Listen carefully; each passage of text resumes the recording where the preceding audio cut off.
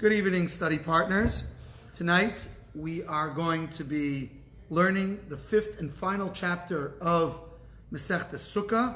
Tonight's class is dedicated in loving memory of my dear mother, Rivka Bas Rab Rav Shloimeh. This chapter is going to discuss the goings-ons in the Beis Hamikdash on Sukkot, continuing the theme that we've been talking about for a while. The Mishnah begins, Hecholol Chamisha V'Shisha. The flute, which accompanied the Simchas Beis HaShoeva, and the Mishnah is going to say that in one moment, that this is what we're talking about, would occur for either 5 nights or 6 nights on a Sukkot festival. Zeh shel Beis HaShoeva. This, what are we talking about? Which flute are we talking about? We're talking about the flute that accompanied the Simchas Beis HaShoeva. The Simchas Beis HaShoeva was a special festival that would occur in honor of the drawing of the water for the water libation on Sukkot. We'll talk about a little bit more about it shortly. So that's what we're talking about. So there was a flute. This was a great festival that the Mishnah is going to describe. And so it would be accompanied with music of all sorts. It's singled out by being called a flute, but really, as the Mishnah is going to later tell us, there was many musical instruments. Now the Mishnah tells us, these musical instruments that accompanied the celebrations for the drawing of the water for this special celebration. So this music was not allowed to override not Shabbos and not Yom Tov. And so now, there are 7 days of Sukkot. Now, if the first day of Sukkot was Shabbos, so then Shabbos and Yom Tov coincide. So on that single day, they would not use the musical instruments. They would just celebrate without the musical instruments. In such a year, how many days were there musical instruments of the 7? There were 6. 6 days of music, 1 day without music.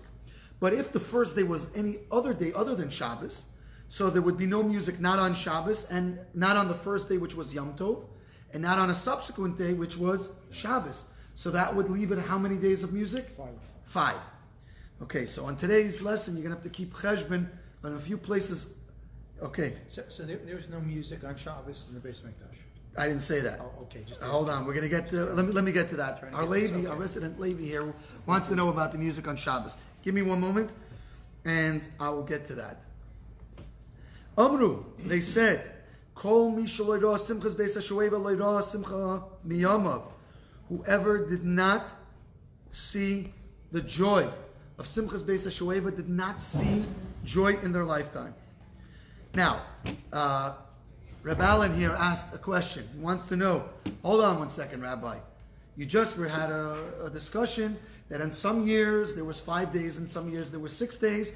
Why? Because the flute playing would not override Shabbos and Yom Tov. So the question that he wants to know is, hold on, why wasn't there music in the Beis Hamikdash why wasn't there music in the Beis Hamikdash? Now, there's actually a dispute in the Gemara as to whether or not there was music in the Beis Hamikdash on Shabbos and Yom Tov. Now, what's this dispute based upon? Now, theoretically, there shouldn't be any issue with playing music in the Beis Hamikdash on Shabbos. Okay. Why? Because playing music on Shabbos altogether is not a biblical commandment. According to the Torah, one would be allowed to play music on Shabbos and Yom Tov. However, being that many, if not all, musical instruments are subject to breaking, a guitar, a violin, the string is liable to break, a drum, the skin is liable to break, pianos need to be tuned, and so on and so forth. So therefore the rabbis were afraid that a person, when we play music, we often get carried away, and that we're afraid they're going to start tuning it and fixing it, which is obviously not allowed on Shabbos. And so they forbade playing music on Shabbos. Now the question then arises, in the Beis Hamikdash, there's no Ein Shvus b'Mikdash. There is no, we don't take concern for rabbinical commandments in the Beis Hamikdash when they interfere with the procedures of the Beis Hamikdash. So now the question is the music that was played in the Beis Hamikdash, was it played on Shabbos or not? So Rabbi Yossi ben Rabbi Yehuda, he says that it was allowed to be played on Shabbos. Why? Because in the Beis Hamikdash, we're not concerned with rabbinical prohibitions when they get in the way. The Chachamim say, well, it's not getting in the way. The Leviim were able to sing, and this wasn't, and so although Karbonis required musical accompaniment, according to the sages, they felt that the singing in of itself was enough of a musical accompaniment. However, Rabbi Yossi ben Rabbi Yehuda, he believes, his opinion is that, no, the actual playing of the music was necessary, and so therefore that was part of the service, and so therefore it override both Shabbos and Yom Tov. However, when it comes to the music that accompanied the celebrations of the Simchas Beis HaShoeva, everybody agrees that this is not part of the service. In fact, the celebration itself wasn't part and parcel of the service of the temple. This was an extra thing that they did. It was a huge spectacle that we're going to describe. And so everybody is of the opinion that there's no reason to suspend the rabbinical provision for the celebrations of the drawing of the water, which in itself is not part of the service. It's only a preparation of the service. Everybody agrees that we would not be able to suspend the rabbinical provision for this. So, excellent question. I feel much better now. There you go. So I hope you've been practicing your music playing, because God willing, tomorrow you're up with the Beis Hamikdash, and Alan has a beautiful voice, so we're looking forward. Okay, Mishnah Beis. B'motzoi Yom Tov Rishon Shel Chag. So now, the first night of Yom Tov, they would have a celebration, but it was obviously much less. There was no music there, but on the Motzei Yom Tov, so now it's Chol HaMoed, and we can play music and all sorts of other additions to the celebration. So the Motzei Yom Tov Harishon Shel Chag Yordu Le'Ezras Nashim. So they would go down to the Ezras Nashim, to the women's court. Umisaknin Shom Tikkun Gadol, and they made there a great improvement. What is the great improvement that went on there? So now, we already mentioned that this celebration of Simchas Beis HaShoeva was enormous. Simchas Beis HaShoeva, whoever hadn't seen it, never really saw real joy. And I'm going to give a little bit of homiletics here in a moment as to why that is. So, in the earlier years, the women's courtyard was somewhat lower than the Azar, than the courtyard of the Beis Hamikdash, and so they would step back and go down towards this women's courtyard. And being that it's the women's courtyard, there was also women there. Now, what happens when you have great celebrations and you have men and women mingling? Unfortunately, this invariably leads to inappropriate flirting. And so, what they did was they made a balcony for the women to go up on, and they had these wood beams that were on these L brackets. Our construction veteran here is going to enjoy that. And they would place these planks. And so the women had a beautiful place to see the celebrations from. And the men were not able to act inappropriately with the women and flirt with the women, because the women were up above and the men were down below. And so this is a great improvement, because when we're going to have a great joy, a great simcha, we have to make sure that appropriate behavior is followed. So this is called a tikkun gadol, as the Gemara explains. Okay?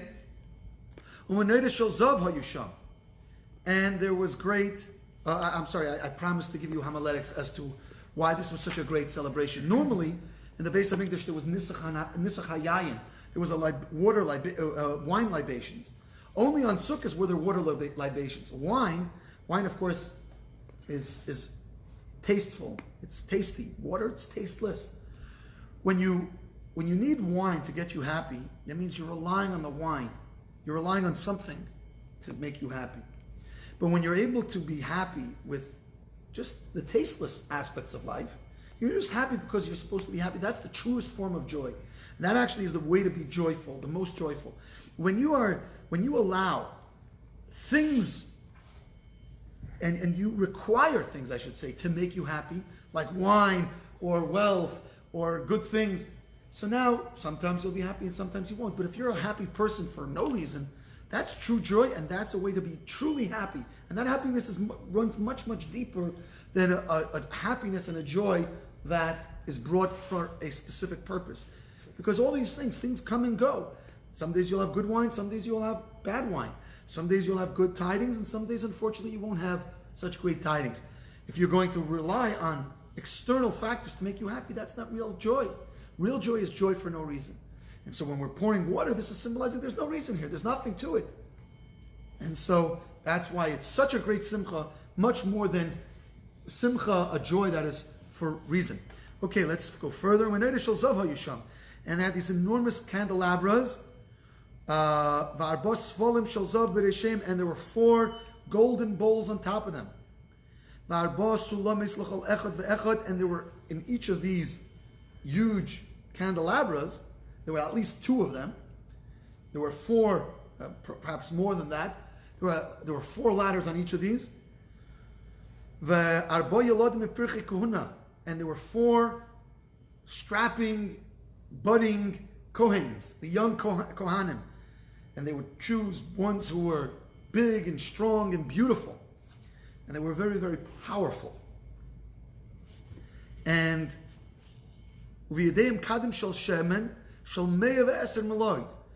and they had in their hands, between the 4 of them, jugs of 30 log each. 30, I said we're going to have to count there. 30 times 4, 120. So between just 4 Kohanim, they had 120 log. It's an enormous amount of liquid. These are huge jugs. And how are they getting up? They're getting up via ladder. So when you're ladder, you have to have strong balance. One hand, you're holding essentially 30 log in one hand. It's very heavy. And shematilin l'chol seifel v'seifel, and they would pour this into each of the bowls. So each bowl had 4 ladders. Each one would have 4 kohanim, 30 lug apiece. Okay, so these are huge, enormous fires that are being lit in the courtyard there. The Mishnah continues, Mibloi michnesei kohanim umehem yonehem. So they would take out the worn out trousers of the Kohanim and their belts.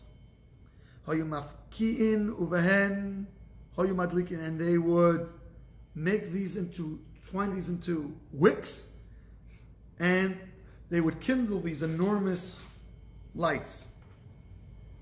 Now, there's a lot of explanation as to why we specify the trousers specifically, and not just the trousers, the belts and the trousers. Trousers for a Kohen, his trousers were essentially underwear. He was wearing a long cloak, and then he would have these like knickers, knee-highs, that he would wear. These were his underpants. So when he would walk up onto the ramp of the altar, so even if he was taking small steps, the altar would not see his nakedness because he had trousers underneath. Even so, you still would. You couldn't put steps. You had to put a ramp so you could take small steps, so that even his underwear wouldn't be showing. Now it seems odd that their sash belts and their underwear would be singled out for use of wicks. Now, in truth, all the worn-out clothing of the Kohanim were used for this purpose. Why the underwear? So the underwear and their belt that separates the heart from the nether region represents, of course, all sorts of frivolity, often.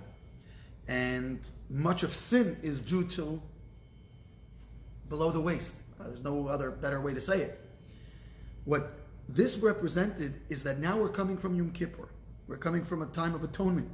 So all of whatever went on from the year before, all of this is now clean, and even the underwear, the worn out underwear, was affected by their teshuvah of Yom Kippur, and now everything is pure and can be used to light up these torches. And as we're going to explain, that it would light up the entire Yerushalayim. And it's explained that women were able to sort wheat by this light. It was an enormous light. So from the lowest parts of the human condition, can be used and transformed with tshuva to light up the whole Yerushalayim. So again, there's a lot of explanation behind here. Let's read the Mishnah again. Gimel. They would take the worn out underwear and sash belts, the gartlach, and they would make it into wicks. And they would use these for the wicks on the top of these bowls, and they would light them up. And there was no courtyard in Jerusalem, and it was not lit up from the light of the Simchas Beis HaShoeva. Chsidim v'Anshei Ma'isa, Chsidim. What kind of Chsidim? Lubavitch Chsidim, Belz Chsidim, Babel Chsidim, Satmar Chsidim. What kind of Chsidim? So in Brachas it talks about who's a Chassid. Who is fortunate is a person who works hard and he toils in Torah, and he does this so that he should bring pleasure to the Almighty, which means that he's not doing this for some sort of reward. He's not doing this so he should become a rabbi and he should be everybody should call him with their questions and give him kavod. He does this. Why does he toil in Torah? Because it gives God pleasure. A person who acts for the sake of giving pleasure to God is going to take his observance, his religious observance, to a whole nother level. You don't do just the minimum amount. You go lefnim meshuras, and you go well beyond the letter of the law. And this is what we're talking about, Chassidim, and that's where the borrowed name of Chassidim comes from. That we are to strive as Chassidim to go beyond the letter of the law, to serve God with love and dedication and eslavus, with a flame and a passion. Anshei Ma'isa. So these were some people, these referred to as the Gemara talks about as the people who studied the Torah. There's other people who serve God not because they study Torah with such a toil, but what do? Anshei Ma'isa, men of deeds. These are the Gemilas Chasadim people. People who serve God, whether they're in a Hatzal or in the Gemilas Chesed group and so on and so forth. And they visit the hospitals and help the Kalas out and the Chasanim out and so on and so forth. So Anshei Ma'isa, these people who were dedicated their life to bringing joy to Hashem, they would dance before them. And they had torches in their hands, and they were, as the Gemara explains, the Gemara elaborates that they would not only hold these torches, but they would juggle these torches. Some people were able to juggle 4 torches. Rabbi Shimon ben Gamliel, Rabbi Gamliel, not Rabbi Shimon ben Gamliel, Rabbi Shimon ben Gamliel, I'm sorry. Rabbi Shimon ben Gamliel was able to juggle 8 torches without one ever touching the other. They were all on fire. If you come to the Anshei Lubavitch Hanukkah menorah lighting at Town Hall, we do a reenactment of that, of the torches on fire. This year it's going to be Erev Hanukkah, Sunday, December 22nd. We'll have a puppet show, already putting a plug in the library, and followed by at 5 o'clock. Followed at 5 o'clock by a beautiful menorah lighting in front of Town Hall. So, in any case, so that's what they would do. Juggling these things, making a huge spectacle. The Levim, the Kinnores, and the Levim with their harps, u'nevolim, and their lyres, and v'mitzlatayim, v'chatzetzreis, and with their cymbals, their trumpets, v'chlishir b'lei misper, and countless musical instruments were there. This is a huge spectacle going on. Al Chameshes Rimailes Hayerdis Mezeres Noshim Mezeres Yisrael Ezes Noshim. Going from the Israelites' courtyard down, there was 15 steps going down to the women's courtyard. Again, with the women were moved to a higher level for these parties, for these celebrations. Now, why were there 15 steps? There are 15 Shir HaMailes, a song of ascents, that we read in Tehillim. Today's is Chav Zayin of. So we read what? 15 of them. There's 15 Shir HaMailes. We read it today in the Tehillim. So the 15 steps in the Beis HaMikdash correspond to these 15 special chapters in Tehillim. Because that is where the Levium would stand and sing and play their musical instruments. Now this is different than every day. Every day they would go onto the duchen, onto a platform, and that's where they would sing and play their instruments. But for Simchas Beis HaShoeva, they would line up on these steps. And there were two Kohanim who would stand on the by the upper gate, Ezras Yisrael, which was by the Ezras Yisrael, Ezras Nashim, between the Ezras Yisrael and Ezras Nashim.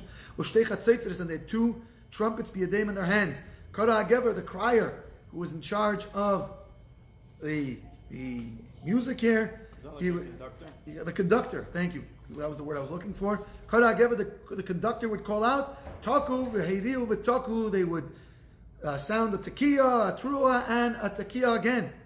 Yigil l'mayla asiris. They would get to the 10th step. Taku v'heiriu, v'taku. Again, a tekiah, a trua, and a tekiah. Yigil l'azara, they would get to the courtyard. Taku v'heiriu, v'taku. Again, a tekiah, a trua, and a tekiah. They would continue with this process ad shemagin l'shara yitzim mizrach, until they would reach the gate leading out to the east. When they got to that gate heading out to the east, they would turn around to the west, and they would say, they're talking about right now, it's after Yom Kippur, we're in a tshuva mode. What would they say? We're still in a tshuva mode. We've been forgiven. They're talking about these are the people in the second Beis HaMikdash, referring to the people from the first Beis HaMikdash. They had their backsides towards the Heichel, towards the Beis HaMikdash, and their faces towards the east. And they would bow down to idols. In the first Beis HaMikdash, there was a huge desire for Avodah Zarah. This desire was weaned for the second Beis HaMikdash. That's why the first Beis HaMikdash was destroyed, because of Avodah Zarah. But us, we have done teshuvah, lekoinenu. Our eyes are unto God. Rabbi Yehuda says, they would say it twice.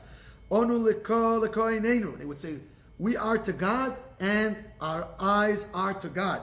And meaning the full version of this, we are bowing to God,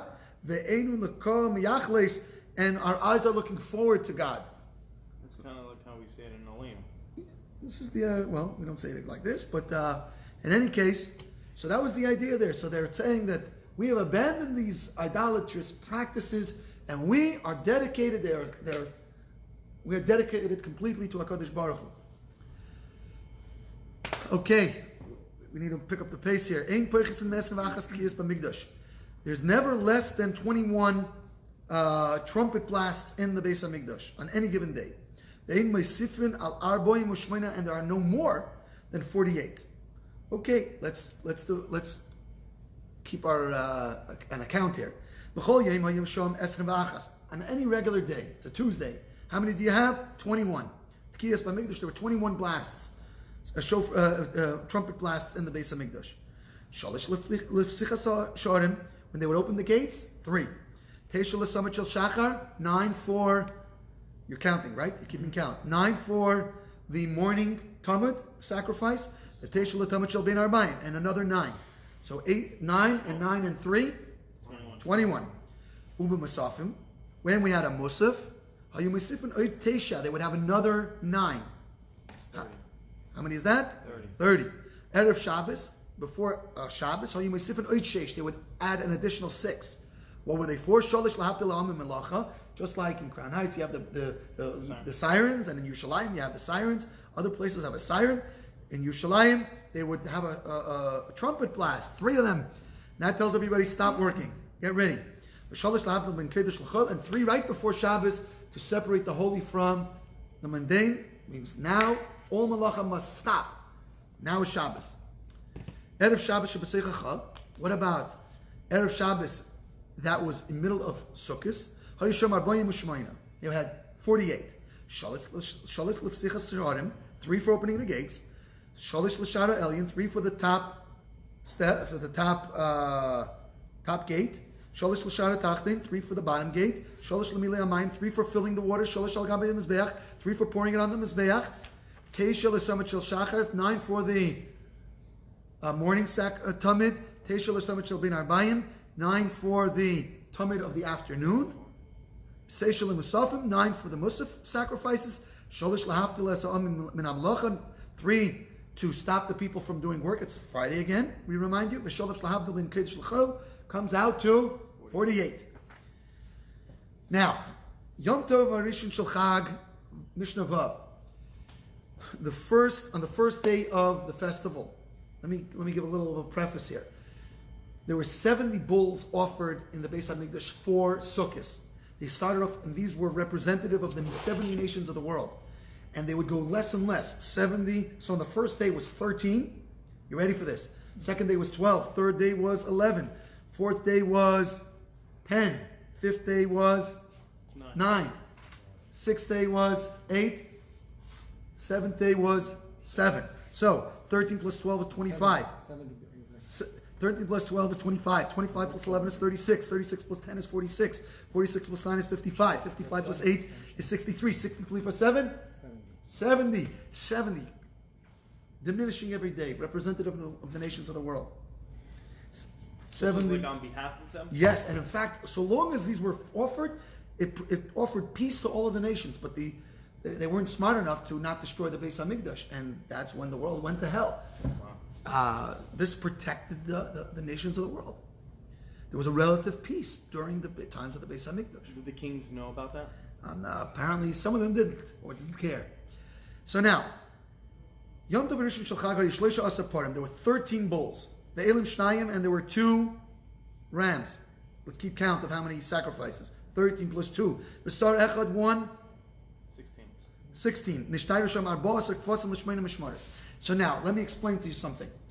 The Gemara explains in Tainus that originally Moshe Rabbeinu established from all the Kohanim 8 watches. He split it up and divided it into 8 watches. So all the Kohanim were divided into 8. Later, David and Shmuel split it up further into 24. So now there were 24 groups of Kohanim. Every week, Mishmaris, watches. Each week, another family would watch. So in a year, approximately twice a year. A family or a group? Group. Okay? Approximately twice a year, they had a rotation.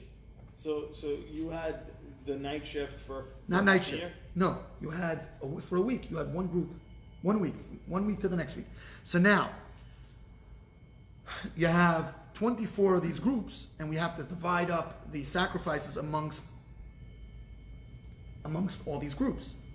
So now, these are all the special sacrifices for the holiday. So now, we said before there were 16 of these animals, aside for the 14 yearling sheep. The 14 yearling sheep was every day. So on the first day, there were 16 plus 14, there were 30. 30 animals to be sacrificed. So 16 groups did one of each of the first things in the Mishnah that we described. The sacrifice that we described. Now there's still 14 left. So how many watches are there left? You did 16. 16, so there's, out of 24, so there's how many left? 8. So now you have 14 animals left for how many watches? 8. So, says the Mishnah, 6 of these groups got to bring 2 of the yearling sheep, and the rest, 1. So 6 brought 2 of them, which was 12, and the other 2 brought 1 each, which comes out to a total of 30. On the next day, there was missing one because there was one less bull brought. So b'sheni chamisha makrivim shnayim. So of the 8, now they have, instead of 14, they have 13 left. So you're keeping track? It's hard to keep track. Okay. Chamisha makrivim shnayim ashar echad echad. Each day we're going to get less and less because we have less to split up amongst the remaining 8. The 16 were consistent because those were the 16 every day,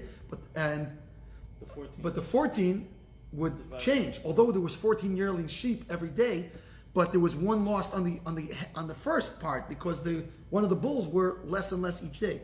Am I making sense? Yes. Thank you. Right answer. So on the second day, there were 5 that were able to bring 2 sacrifices and the rest 1 each. Vashlisha arba'ah makridim shnayim shnayim. On the third day, there were 4 that were able to bring 2 sacrifices. Vashar echad echad. And the rest of the groups only had 1. But Avish shlishi makridim shnayim shnayim. Vashar echad echad. On the 4th, there were only 3 that were able to bring 2, and the rest 1. V'chamishi shnayim makridim shnayim shnayim. Vashar echad echad. On the 5th day, there was only 2 that were able to bring 2 sacrifices. Everybody, all other watches brought 1 sacrifice. Vashishi makridim echad shnayim. Only 1 got to bring 2, and the rest only 1. Vashar echad echad. Vashvi kulam shavin. On the 7th day, meaning that we started with 30, and each day we went down 1. On the 7th day, we end up with how many? 1 each. 24. And how many groups were there? 24. So on the 7th day, each group only were able to sacrifice 1. That's the idea. So it goes less and less. Bashmini, chazru lefayis kibbutz galim. On the 8th day, then they would draw lots, just like on the regular holidays. Omru, they said, Mishikriv parim hayom loy yakriv lemocher el chayzim chalila. Whoever was able to bring a bull today, the next day goes to the end of the line. So whoever brought yesterday never brought the next day on the festival, because there's 24 watches, and there was only, even on the highest day, there was only 13. So even if they raffled it off, if you got a chance, there was no raffle on Sukkot. It was only on the regular. On the 8th day, was Shmini Atzeres. Now they're raffling off. Who's going to get what? Yeah.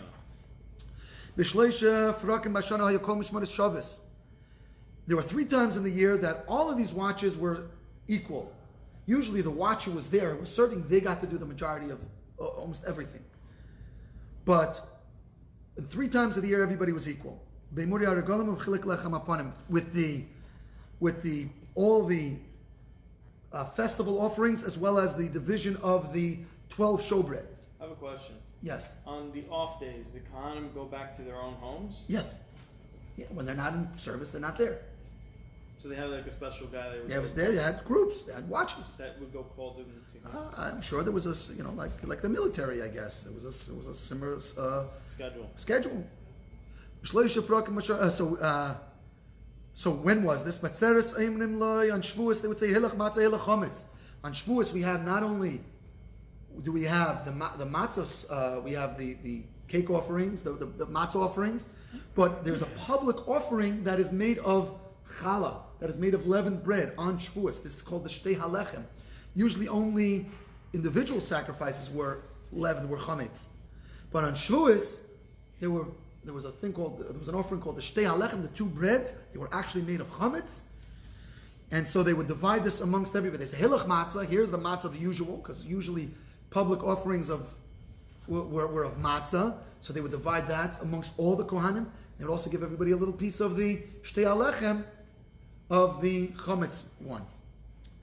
Mishmar shezmani kavua, hayimakriv timidim.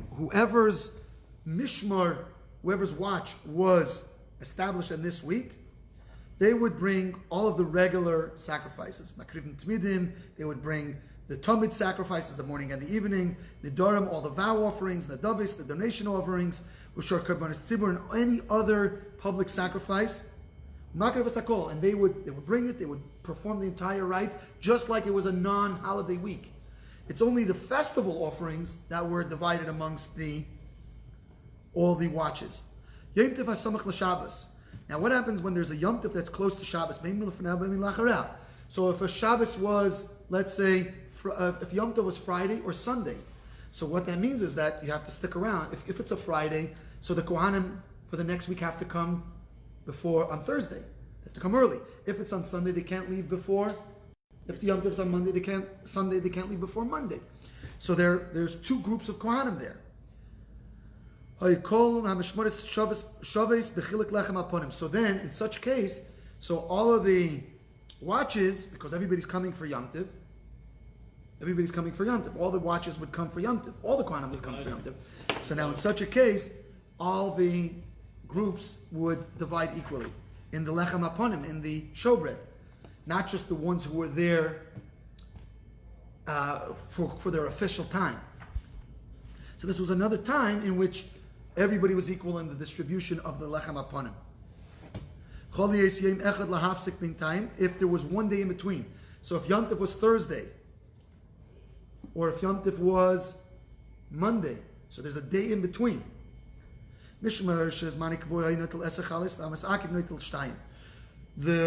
So in such a case, there's a day in between. So the one who was usually there, they would take 10, and the one who was being held up, because they have to come early or go late, they would get 2. But any other time, any other week of the year, the one who was coming in for the week took 6 of the 12 showbread, and the one who was leaving, the watch of Kohanim that was leaving, took 6. Rabbi Yehuda disputes this. He says the ones that were coming in, they took 7, and the ones who were leaving took 5, because coming in is more important than going out. You finished the service, then where are you heading? You're heading back to your own life.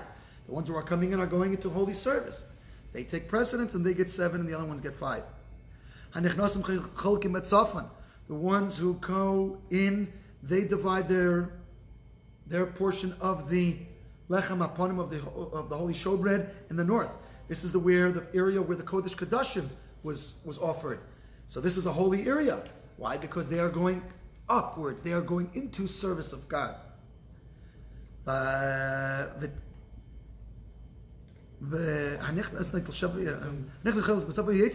the ones who are leaving, they go on the Durham. Nothing of meaning was done in the south area.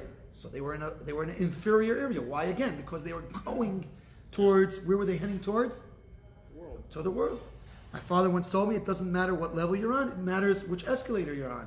Yeah. If you're going up, you're going upwards. If you're going down, you're going downwards. So here, they just serve where they're heading to the world. Here, the other group are heading upwards. Now, I'm sorry, let's continue. The family of Bilga, they always would divide their lechem aponim in the south. This was a punishment. There was rings that they would stick the heads of the animals in, and they were stapled into the ground, and there was a ring, so that the ring could go up. You could put the animal's head there, which would hold the animal down. Each family's watch had its special own ring. Bilga family, they stapled it on both sides, so you couldn't lift it up. They had to borrow somebody else's ring when they would sacrifice. This was a punishment. And there was a into the area where the storage area, each family had their own window. Their window was permanently shut, closed. The reason for this is there's a dispute as to what the reason was. One reason is because there was a woman from the family of Bilga. Her name was Miriam. Miriam Bas Bilga. She was a Miriam from the family of Bilga. And she went off the track and she married a Greek officer. And when the Greeks came in to destroy the Beis HaMikdash, she came in, she was married to the general, she came in with them. Imagine this, coming in to defile the Beis HaMikdash. And she took off her shoe and she went on the Mizbeach and she said, Lukas, Lukas, she banged on the Mizbeach. Ad Mosai ato mechalas memoinim shel Yisrael vein ato oimid lehem beis tzarosam. Wolf, wolf. She, in a despairingly way, a wolf eats sheep every day. The Mizbeach eats sheep every day. She's tormented. She's making fun of the altar. How long are you going to eat up their money? You're going to eat up their wolves. You're going to eat up, their sheep. Wolf, wolf, how long are you going to eat sheep? But now look at this. We come in and we're destroying the place, and you don't do anything. You don't stand up for their defense. So when the Chacham heard about this, they were so upset that they punished the whole family. There's another daya that says that wasn't the reason. The reason was because they were a bunch of latecomers. They would come, the whole family would show up late to their mishmar. And so the Yeshiva family often would have to stay longer, but do a double shift, or shift and a half, because the Bilga family was late. What kind of chutzpah is this? So they punished the entire family, and they said, you guys, you're a bunch of bums. And so to embarrass them for coming late on a regular basis, they said, you're going to always divide your lechem aponim in the south, in the inferior place. Their ring was sealed closed down, and their window was closed shut. Now, in an interesting twist, The Rebbe says that you look at this. The Rebbe was Malamed Schos for Miriam Bas Bilga. She says, look at this. Even the one who goes off the derech, and what she marries out of the faith and comes in to destroy the Beis Hamikdash. What's her concern? How come the Mizbeach is not standing up for the honor of the Jewish people, and why is it not defending the Jewish people? Even the worst of the Jews, what's her complaint? Why Hashem is not helping? An important announcement. Next week we're going to move the shir just for next week to Tuesday at 8:30. This concludes the Masechta of Sukkah. Mazel tov to everyone. Next week we're going to be starting Masechtas Rosh Hashanah, apropos for Rosh Hashanah that's coming up. Once again, just for next week, we'll meet at 8:30 on Tuesday. Thank you so much.